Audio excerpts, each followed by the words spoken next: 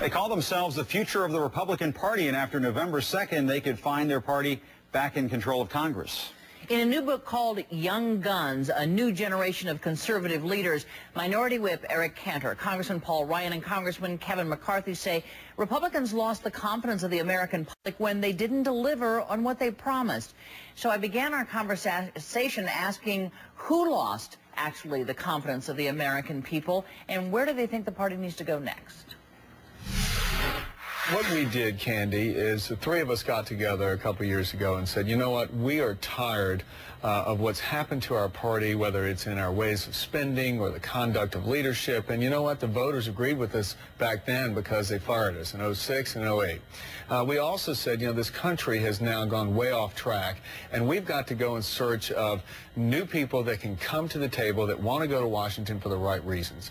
And we all believe, as common sense conservatives, that the answer is a free enterprise, optimistic, conservative vision for this country. But this is an innate criticism of your own party, is it not? But our party lost its way. I mean, so we have to own up to the fact. Who is that? I mean, you are your party. So we have to own up to the fact that the last time we were in the majority, we spent too much money. We did not anchor ourselves to our fiscal conservative principles. We have to acknowledge that if we don't want to repeat those mistakes in the future. And so what we're doing is we're going around America trying to get men and women to come to Congress, not to try and build a political career, but to help advance a cause of getting this country back on track. When you talk about the next generation of conservative leaders, you sort of implicitly talk about page turning. Much has been made about the fact that not much was said about or to John Boehner, the Republican leader, who may or may not become the next Speaker of the House. Would you all tell me right now, if the Republicans take over majority of the House, would you support John Boehner as Speaker? Yes, we all would. Okay, so this is not a a rebellion takeover Young Guns. No. You support John Boehner at this point. We didn't create the name. This was based upon Fred Barnes writing something 3 years ago, saying how can the party come back after being fired, and it could come back by putting ideas out there, using their conservative principles to solve problems. Let me ask you one further while we're on the subject of Leader Boehner, and that is that he's got a lot of play for saying, yeah, I'd vote for continuing the middle class tax cuts. It seems to me the argument isn't whether John Boehner wants all of the tax cuts to be extended. It's what would he do if he got a bill that was only to extend middle-class tax cuts, defined now as $250,000 and over. If you only get that bill, are you telling me that you would or would not vote for that bill? Let's examine the question first, okay? The reality is there's a bipartisan majority in the House that supports our position, which says there should be no tax hikes for anyone, no investor, no single mom, no small business person, especially in a recession. That's the reality. So the Speaker right now is refusing to allow the voices of the bipartisan majority in Congress, and frankly, we know the majority of the American people who say, you know what, tax hikes in a recession are a non-starter. Would you, tax-cutting Republicans, set the market free, really vote against a bill that kept those tax cuts in place for most Americans? We are not interested in being party to a bill that ends up raising taxes on job-creating small businesses. Does that do it, though? Here's the point.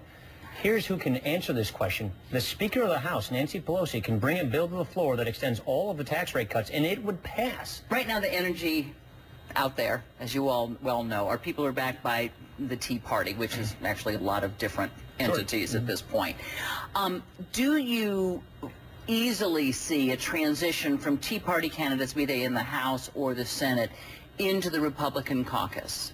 On either side, do you see any of these candidates easily doing that? Remember, if we remember what the Tea Party stands for, it's taxed enough already. These are people who are so frustrated at Washington's ways of runaway spending and lack of accountability. That is our message, that people are tired of a government that frankly continues to make promises it can't keep.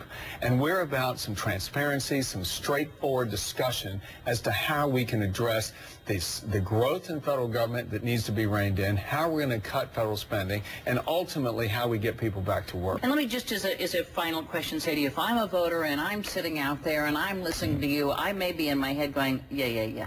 We have heard this all before. We're going to work together. We're going to put the best ideas on the table. Here are Republicans who are advocating tax cuts remain across the board, or the current tax system remain across the board, who are also arguing that the deficit is going to kill us. And so you're going to add $3.8 trillion, to the deficit because you want your tax cuts. Isn't that orthodoxy over what you all are advocating? Andy, domestic spending went up 84% last year. The spending spree has got to stop. But you can't cut your way out of this When we deficit, did a budget last year, I brought a budget to the floor, the Republican budget, that cut $4.8 trillion in spending out of the budget. There's plenty of waste and there's room to cut in government and spending. If you try to balance this budget and pay off this debt by raising taxes, you will suffocate economic progress and prosperity in this country. Spending is the root cause of our problems. We have to deal with the structural spending issues. And if we try to tax ourselves out of this, we will stifle job creation and we will have a lost decade on our hands, and we can't afford that. So just for the record, the Young Guns, 40 and over. So 40 is the new Young Gun, which I think will come as great news, to anybody over 40. We will take it. That's right. Exactly. They bring up a good point about Republican Party politics, and it's no wonder that they're trying to reclaim what they feel like are their conservative principles, and they're making their best stab at it. Yeah, they're kind of walking line here, The Republicans made a huge mistake. We're not your grandfather's Republican Party. Well, really, because grandfather's Republican Party would pretty much be Ronald Reagan. Who's an icon in the Republican Party. So, we'll see. But that's an idea machine there. Those three, they're cranking it out. Yeah, well, okay. Well, very good. And good to hear from them. Well, thanks a lot. And